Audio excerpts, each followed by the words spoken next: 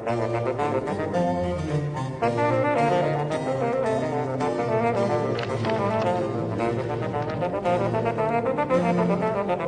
the 17th century, the citizens of the new Dutch Republic pursued a course of vigorous planetary exploration. Holland was then a revolutionary society. It had just declared its independence from the powerful but stagnant Spanish Empire. And with a newfound self-confidence, Holland embraced, more fully than any other nation of its time, the spirit of the European Enlightenment.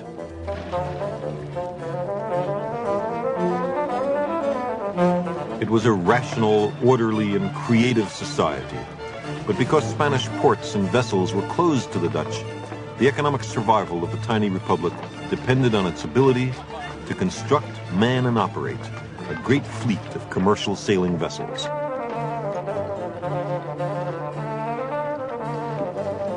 The Dutch East India Company was a combined governmental and commercial enterprise which sent shipping to the far corners of the world to acquire rare commodities and resell them at a profit in Europe.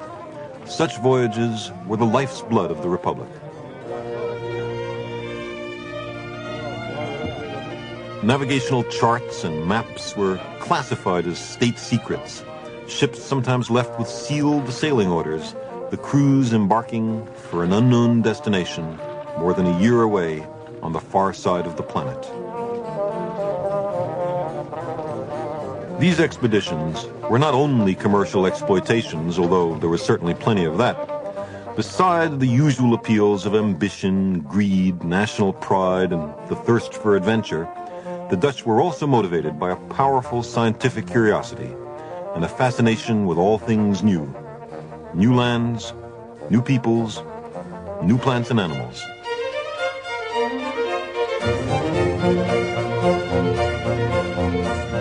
This building, then the Amsterdam Town Hall, still attests to the hardy self-assurance of its 17th century architects. Its lavish crystal adornments still reflect the glittering pride they felt in their accomplishments and their prosperity. It took shiploads of marble to build this place. Constantine Huygens, a poet and diplomat of the time, said that this town hall dispelled what he called the Gothic squint and squalor. The Middle Ages had ended. The Enlightenment had begun. Up there, do you see, is Atlas supporting the heavens on his shoulders. And beneath is Justice with a golden sword and golden scales, flanked by death and punishment. And who is it that Justice is trampling underfoot? Why, it's avarice and envy, the gods of the merchants.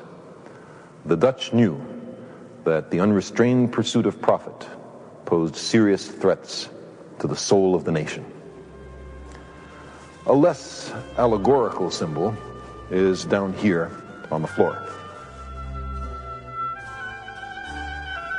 It is a great inlaid map stretching from West Africa to the Pacific Ocean. The whole world was then Holland's arena. In a typical year, many sailing vessels set out halfway around the world for the Far East on voyages of exploration and discovery, of trade, journeys taking years to accomplish, down the west coast of Africa, through what they called the Ethiopian Sea, skirting the southern coast of Africa, through the Straits of Madagascar, and on past the southern tip of India to the Spice Islands, present-day Indonesia.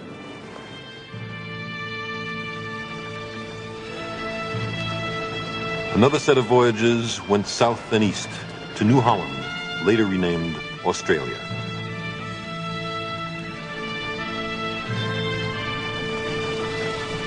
And still other journeys ventured through the Straits of Malacca to the Empire of China.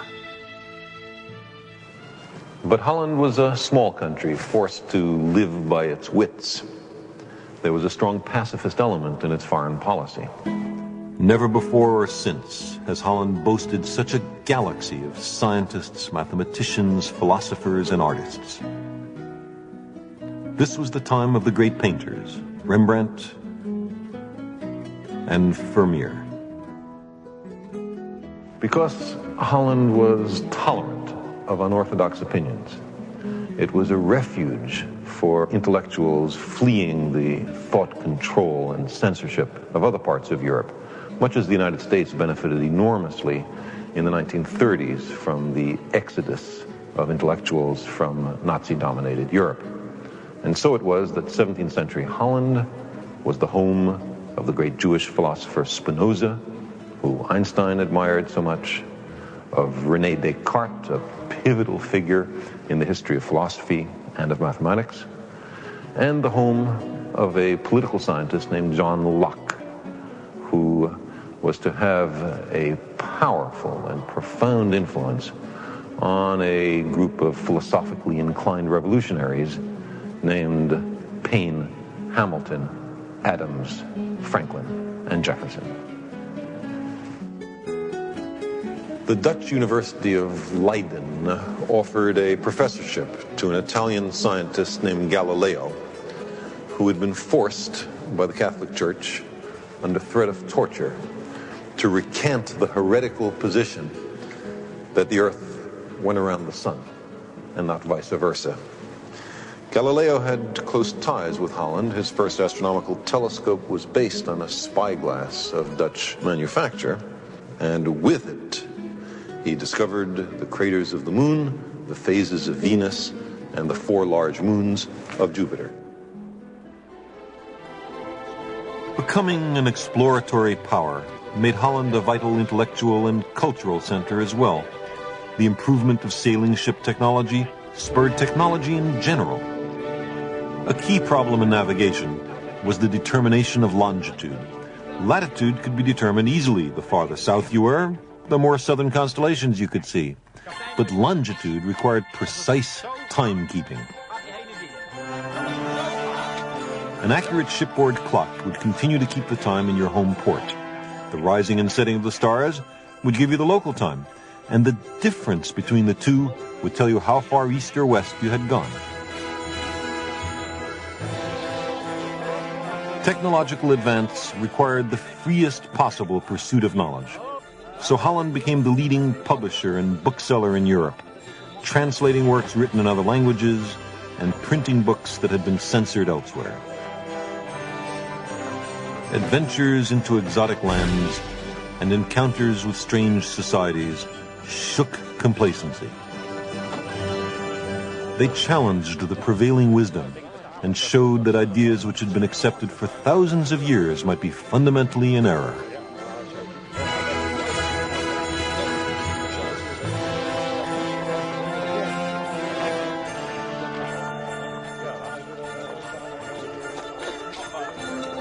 In a time when kings and emperors ruled much of the planet, the Dutch Republic was governed, more than any other world power, by the people.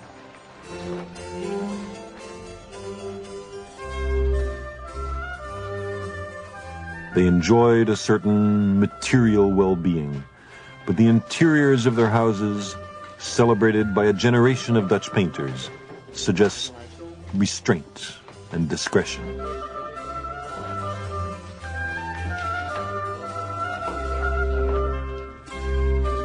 The officers of these ships of exploration and trade would return from their long voyages, share in the goods they had acquired, and discuss the wonders they had encountered.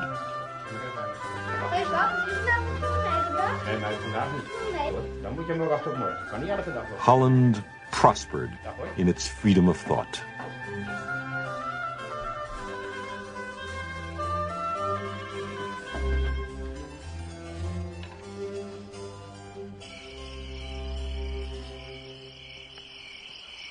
In Italy, Galileo had announced other worlds. Giordano Bruno had speculated on intelligent life elsewhere. For this, they were made to suffer brutally. But in Holland, the astronomer Christian Huygens, who strongly supported both ideas, was showered with honors. Christian was the son of Constantine Huygens. The elder Huygens distinguished himself as a master diplomat of the age, a man of letters, a close friend and translator of the English poet John Donne. Constantine Huygens was also an accomplished composer and musician.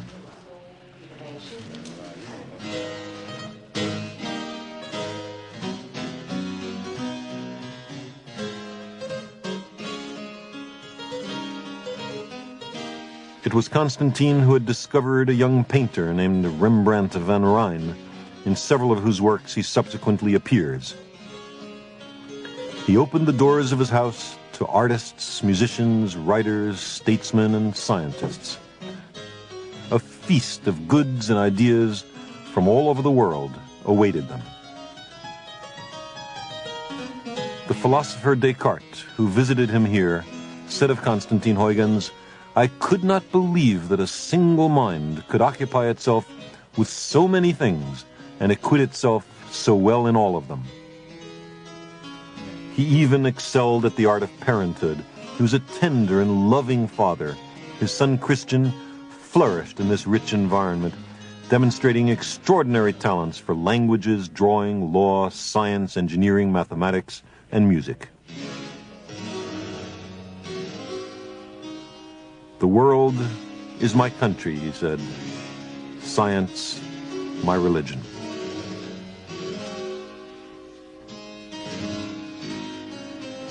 Light was the motif of the age, the symbolic enlightenment of freedom of thought and religion, the light that suffused the paintings of the time, and light as an object of scientific study.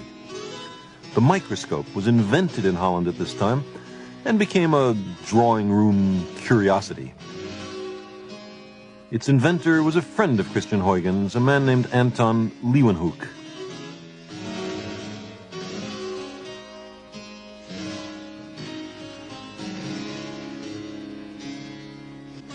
The first microscopes were developed from magnifying glasses used by drapers to examine the quality of cloth.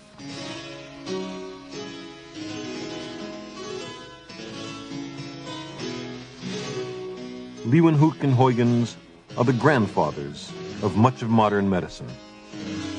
Because, to his amazement, Leeuwenhoek discovered a universe in a drop of water, the microbes, which he described as animalcules, and thought cute.